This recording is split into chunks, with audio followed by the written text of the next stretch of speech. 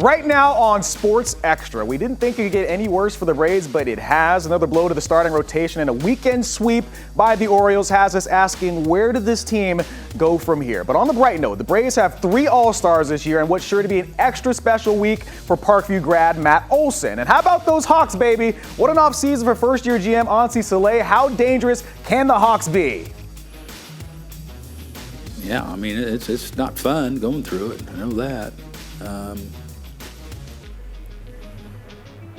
But I don't know. I don't know. I think that's about all I can say about it. But in the city that you grow up, being the kid, kind of hoping one day that you'd be able to do that, and being able to be there is special. But I'm super excited. We have a good core of guys, but we're always trying to get better. And kind of like what I mentioned about the optionality we have.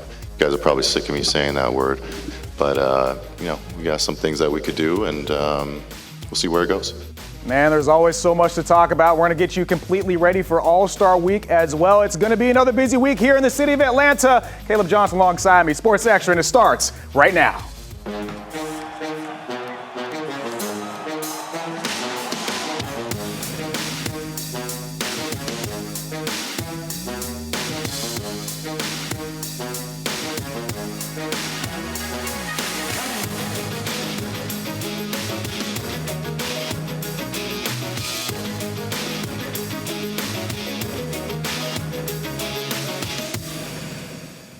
Oh, it's about that time, everybody. Welcome to Sports Extra. I'm Reggie Chatman alongside Caleb Johnson from 92.9 The Game. A really nice holiday weekend. The weather was good outside, but it feels like both of us were working. Did you get a chance to get something to eat, or what was kind of your weekend like? I was about to say, I did get to enjoy some pool time and, grill a couple of burgers, but I also had to fit in 8 hours of sports radio over the past weekend. So what's another 30 minutes, man? Yeah, who cares, man? Let's just go on and continue to talk it up. And, I mean, we talk about how hot the weather was outside. It's kind of been the opposite for the Atlanta Braves, who have been really, really struggling. 16 games since that Mets sweep where we thought maybe the season's back on. 5 wins in that span, 3 straight series losses, 4 straight game losses. And the question I ask everybody that comes on this show, and I've been doing it for the last month, Caleb, is the season over for the Atlanta Braves? I think the closer we are to understanding the season is over, the better we'll all be. Because, yes, this season is a wrap. It's one that this has been one of the worst teams in the National League, if we're all honest with ourselves, and the record backs that up. But the fact that this team cannot win games on Sunday, they are 3-11. The worst day of the week that they have record-wise comes on Sunday when they need to be finishing out series, and instead they're losing games, and now they get swept. 4 straight losses for this team as they head into this All-Star break where it's not like they're getting any of their starting pitching back, so it feels like it's going to continue to get worse. Which stinks because when you go to every season, it feels like the Braves has been kind of World Series or bust. All the pieces were kind of there, and you thought the more guys that come back, if they can continue to do it, they thought they could have a run at it. This season has been a disaster, really, from almost the start. Well, it is from the start. Absolutely. What has been the biggest problem, Caleb? Where did it all start? I think that's kind of the problem, is it isn't just one particular area. It was the fact that you started off with injuries and went 0 for 7, and then your offense has been completely inept all season. You were kind of hoping that you would get some resurgent as of late from a Jurickson Profar, and even before that when Ronald Acuna came back, and Acuna came out really hot right out of the gate. However, in the last week, things have cooled off substantially for Ronnie, as well as a bunch of other guys on this team. And so we saw the Braves do what they said a few days ago that they wouldn't, and give a guy like Acuna some rest, and Mike Harris some rest, and that sort of a thing. It's just we've reached the point that I truly think now we got to start giving some of the young guys an opportunity, as you're building towards the future, not now. And also just kind of enjoy the vibes at the ballpark, because it is still a good experience to go to Truist Park, right? I mean, look, so you mentioned some of the rest that Ronnie got. He did not play on Sunday. Jurickson Profar got the start. He led off, went 0 for 5. He did start his return back to the lineup pretty high, hit a couple of home runs. So I think it's kind of a balance. Where do you kind of see him right now as, do the fans need to, I guess, forgive him for what he's done? Has he done enough to prove that he should be back in this lineup? I think Jurickson did the correct thing, and he went and before his first start, he addressed it and said it was all on him, and he is the one to be blamed, and he asked for forgiveness. And I think, okay, as a fan, like, you messed up, but it's not like this entire season was dependent upon how Jurix and Profar played. If you want to take it a step further and look at Alex Anthopoulos making that be the only big move this team did this offseason, yeah, you can blame Alex. Jurickson didn't help it with his whole suspension situation, but ever since he did come back, yeah, we saw some pop from him, 2 home runs in his first 2 games. And then the joke started flying that, oh, Tim Hires must have gotten a hold of him because just like everyone else on this, up and down the lineup, that Profar has cooled off. Yeah, it's really been a tough season offensively, and you look at also all the injuries in the pitching rotation. I mean, that was a busy day. The day that Profar returned was also the day that we got that alert and that really long PR message. They kind of buried it at the bottom. Buried the lead for sure. Spencer Schwellenbach, his elbow exploded. Unfortunately for him, we don't know when he's going to be back. A broken elbow. I mean, what was your first reaction when you finally made it to the bottom of that sheet and saw that, yeah, one of your best starters is gone? I remember being out and seeing that and reading through the first paragraphs and thinking, okay, yeah, this is what I expected. And then, as you said, they buried the lead. They put that down at the bottom of Spencer Schwellenbach literally pitched so hard that he broke his elbow. Now, I have broken an elbow myself. I had a situation where me and some concrete did not gel so well. And I can tell you that is an excruciatingly painful injury to be dealing with. And I can only imagine it happened to my left hand. Yeah. And so that's my non-dominant hand. For it to happen to Schwellenbach to his pitching arm, I mean, they say he can come back in September, but at that point, is it really worth it? Or is it better off for you to be giving your young pitching rotation, some of those guys in the minor league, some opportunities, because these games simply don't matter at this point, it feels. I understand. Look, when you say the season's over and stuff like that happens, that might actually be the best. Well, look, because here's the deal, though. The good news is if you're a Braves fan, you still have Ronald Acuna Jr., right? He's a lot of fun to watch play, one of the best baseball players on the entire planet, an all-star starter during this upcoming All-Star game and All-Star weekend. He's going to be in the Home Run Derby. How big do you think it is for him to be able to bring some life and some fun to this team during a special weekend here in the city? It's funny, Reggie. We actually called for him to, come on, fans, let's step up and get him voted into the All-Star game as a starter. Can we get credit for that? I was just about to say, he went from being 6th amongst votes to 1st in the outfield when he ultimately got selected. I think the other really cool part of this is Matt Olson getting included as well, because whereas Braves fans constantly talk about the fact that Matt Olson is no Freddie Freeman, well, yeah, he just so happens to be the 2nd best first baseman in all of the National League. And that's unfortunately not as good as Freddie Freeman. So that's kind of the tough situation there. But when it comes to Acuna, I just think the excitement that he brings the game is this is the perfect opportunity on the national stage at the All-Star game. You can't say either that the Home Run Derby messed up his swing because he hasn't exactly been hitting well into the All-Star game. So swing away, Ronnie. I just want to see him hit bombs. I think the cool thing about the 3 guys that the Braves got into the All-Star game is all of them had to overcome something, whether it was Ronaldo not playing the first part of the season, and then with both Chris Sale and Matt Olson really starting and struggling at the beginning of the year. I mean, Olson was hitting .230 the first month of the year. Now he's batting .271. He leads the team in home runs. He leads all of baseball in outs above average. I mean, what does it say about his ability to shake back from a really, really tough start and try to keep his team in it? Yeah, I think, honestly, this doesn't surprise me at the least bit when it comes to Olson, because his personality, his performance on the field, it's all about a very measured approach to everything that he does. And so you know that he wasn't going to continue to struggle as poorly as he was to start the year. For him to kind of find his footing, and as I mentioned, all of the statistics kind of back up the fact that he is the 2nd best first baseman in the National League. And for him to get this opportunity at home where he is a homegrown Georgia guy, and so as much fun as it is to see Ronnie in this thing, to see a guy from here get to be in front of his family and his friends on the big stage, I think it's an incredible opportunity. It's going to be awesome. Unfortunately, no Chris Sale. He did get voted in, but his ribs, that's going to keep you from being able to pitch both in the All-Star game and the rest of what seems to be a long time this season. Are you going to be at the games? Are you going to be at anything this week? Yeah, I'm going to go out to the Derby and go out to the All-Star game as well. I have no clue what my bosses plan on them having me do otherwise. But any opportunity to be around this level of greatness, I'm actually excited about one particular guy, Cal Raleigh. Yes, because Big Dumper. Big Dumper. Yep. I thought that's the most incredible nickname ever. But then I recently learned out that Cal is short for Caleb. And I was like, all right, there we go. I got another reason to root for this guy because, we share a name. And so maybe he can bring some of that greatness and it'll rub off when I get the opportunity to talk to him. That's going to be awesome. I'm super, super excited for this week. Also really excited about what the Hawks have been doing, man. We're talking about it upcoming next after this next break. Ansi Soleil is a superstar, their new GM, getting this team right. We're talking about all the moves he's made after the break.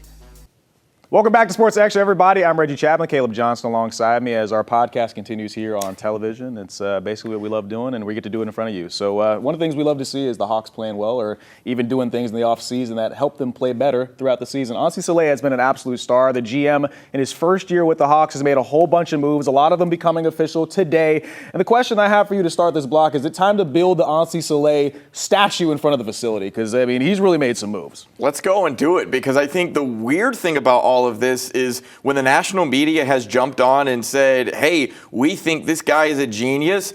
As someone who has covered this Hawks team for the past few years, you go, wait. Like, I'm not used to this. I'm not used to this much love and support. But everybody from Bill Simmons to Shams Charania is saying that everything that the Hawks have been doing this offseason have been incredibly smart. It feels like Ansi is finally putting together a team around Trey that you upgrade defensively and you add some shooters. And it's like, thank you. Finally, this team can add pieces and stop the blame of Trae Young for everything that he's not good at and give him those things kind of around him to build this out. It's funny because I remember seeing a tweet after all the moves were made. Somebody was like, oh, is that a graphic with the odds for the Hawks to be a championship contender? Yeah. They went from plus 12,000 to plus 5,000 and after all these massive moves. And so I think the question is we've talked about the Kristaps Porzingis deal already. Nickeil Alexander-Walker is going to be coming technically back to this team. Yeah. Break that down for us. But what is he bringing to this team as a major offseason addition?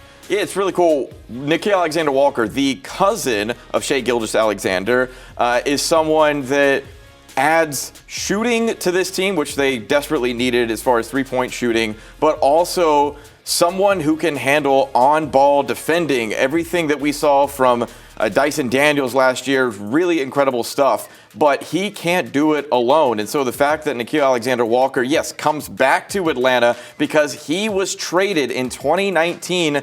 Taurean Prince was sent to the Brooklyn Nets for the pick that would become Nickeil Alexander-Walker, but the Hawks took that and flipped it into DeAndre Hunter, and now Nah comes back to Atlanta after DeAndre Hunter's time has ended, but he brings so much floor spacing and just an additional piece to this team off the bench that is going to continue to make them better. Like, the best teams in the NBA have depth. This helps them with that. It's funny because it feels like when you watch that series with the Timberwolves, man, it felt like he was a really large piece of their success. So that's a big loss for them, a major gain for the Hawks. And speaking of other gains, Luke Kennard is also joining this team on a one-year deal. One of the best shooters in the association over the last couple of years. It feels like this is a team that's been looking for shooting for years now.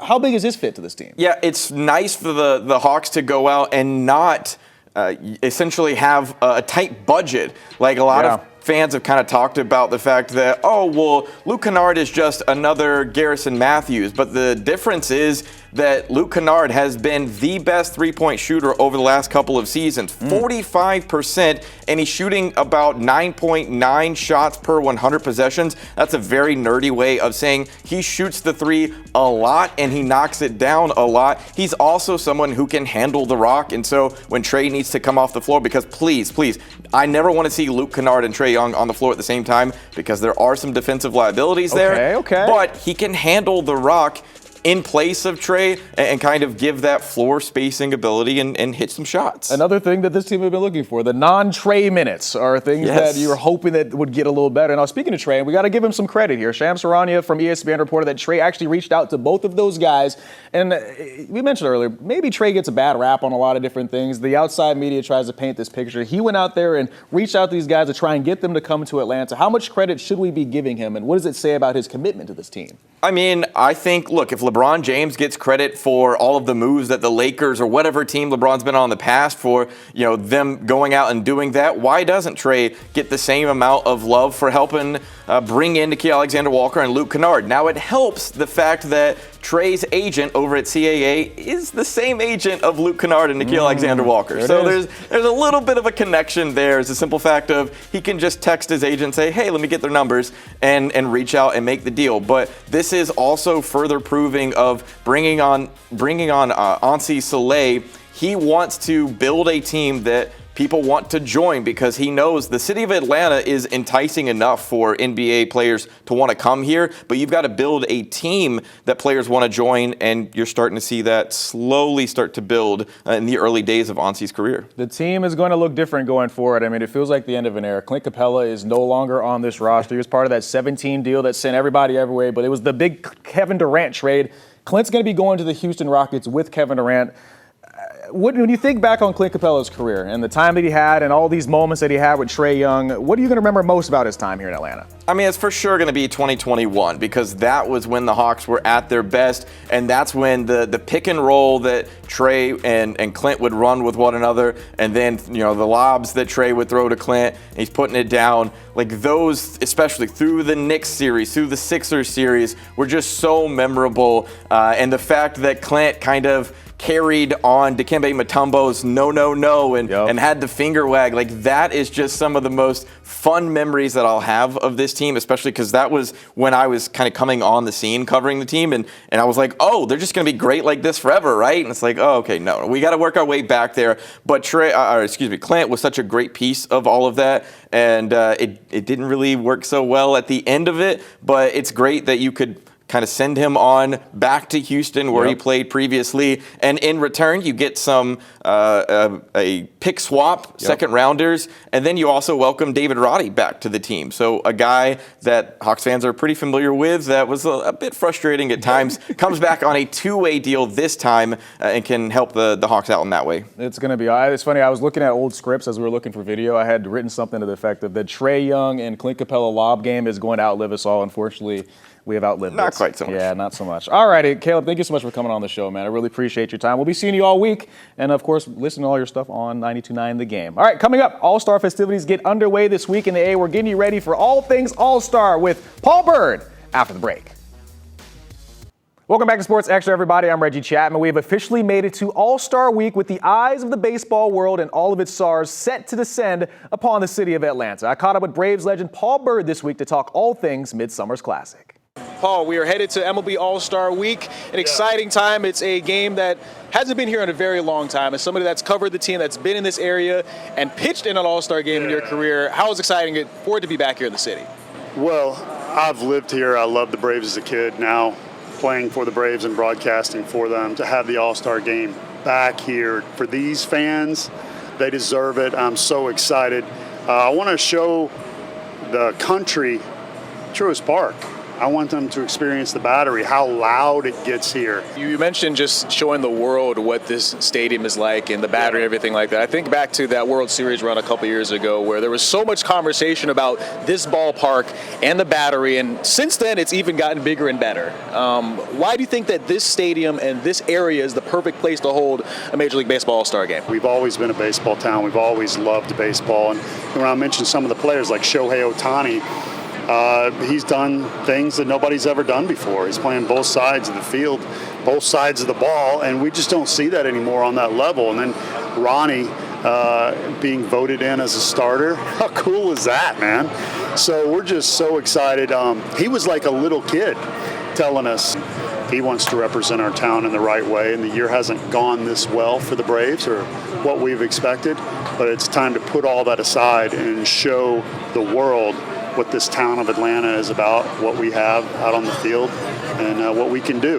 You haven't done it on a stage like this a long time, but you had the opportunity to do it in an All-Star game back in 1999. What was that experience like? And for most people that haven't had the opportunity to get on a stage like that, how special is it for not just the players, but just all the fanfare that's around it?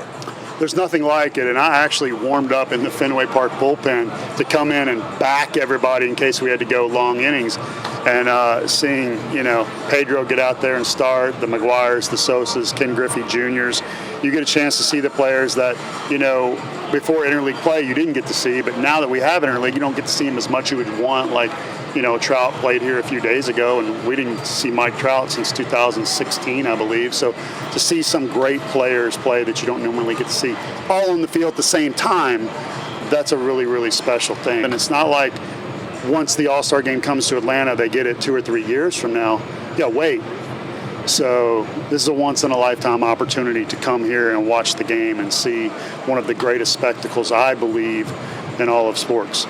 It's going to be so much fun. And my last question for you is, this is a quick one. Does Ronald Acuna Jr. win the Home Run Derby this year, and why?